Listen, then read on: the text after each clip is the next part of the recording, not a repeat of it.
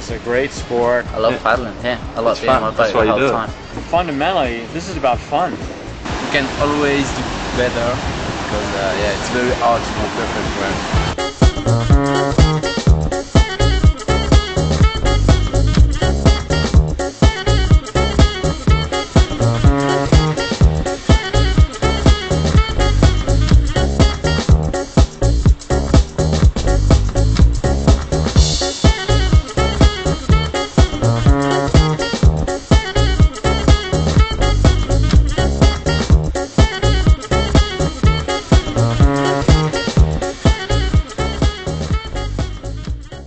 C1 Slalom is a complex blend of precision skills, high levels of fitness and a special attitude to training and racing. In this video we will explore C1 Slalom technique with 2005 World Champion Robin Bell.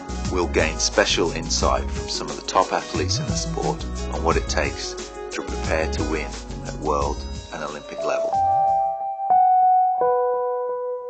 So I start very when I was very young with my family. My dad found an ad in the paper to go on a flat water paddle. I started at school when I was 12 years old. When I was 9 years old, with my father. Started in C1 14 years ago, but first time I paddling with K1. 1997 did my first slalom ever in kayak, and I swam actually. And then stuck with kayak for about another year and then took up C1. And I started quite late. I started in the age of 14.